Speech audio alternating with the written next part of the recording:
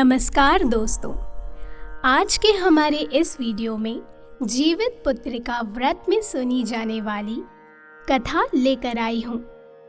एक समय की बात है, गंधर्वों के एक राजकुमार थे जो बहुत दयालु, उदार और परोपकारी थे। बहुत कम उम्र में ही उन्हें सत्ता प्राप्त हो गई थी, परंतु उनका मन सत्ता के कार्यभार में नहीं लगता था। कुछ समय बाद ही वह अपना राज्यभार छोड़कर अपने पिता की सेवा के लिए वन को चले गए।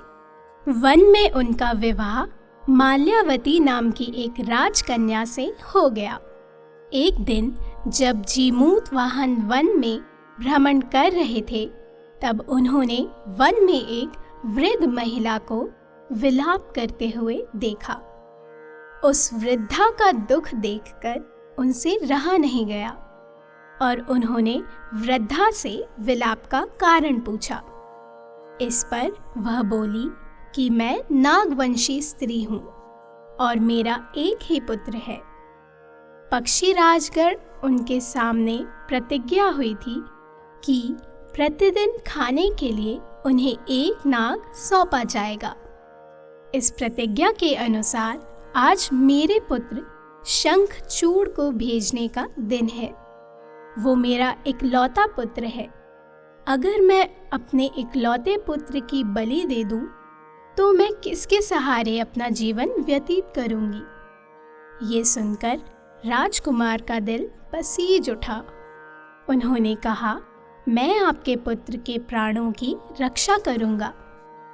ऐसा कहकर वह स्वयं को लाल कपड़े में ढककर वगशिला पर जाकर लेट गए। पक्षीराज गरुड़ वहां पहुंचे। लाल कपड़े में लिपटे हुए जीमूत वाहन को उन्होंने अपने पंजों में दबाया और पहाड़ के शिखर पर जाकर बैठ गए। पक्षीराज गरुड़ यह देखकर आश्चर्य में पड़ गए कि उन्होंने जिसे अपने चंगुल में फंसाया है, उसके ना तो आंखों में आंसू है और ना ही मुंह से कोई आह निकल रही है। ऐसा कभी नहीं हुआ। आखिरकार पक्षीराज ने राजकुमार से उसका परिचय पूछा। गरुड़ जी के पूछने पर जीमूत वाहन ने वृद्ध महिला से हुई सारी बात उन्हें बता दी। पक्षीराज गरुड़ हैरान हो गए।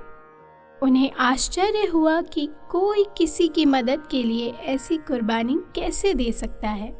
गरुड़ राजकुमार जीमूत वाहन की बहादुरी देखकर बहुत प्रसन्न हुए और उन्होंने राजकुमार को जीवन दान दे दिया। साथ ही उन्होंने भविष्य में नागों की बलि ना लेने की बात कही।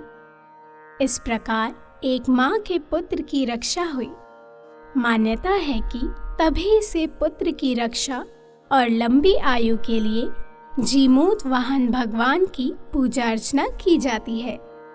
मित्रों, इसी तरह की पौराणिक कथाओं का आनंद लेने के लिए हमारे चैनल को सब्सक्राइब करना न भूलें। धन्यवाद।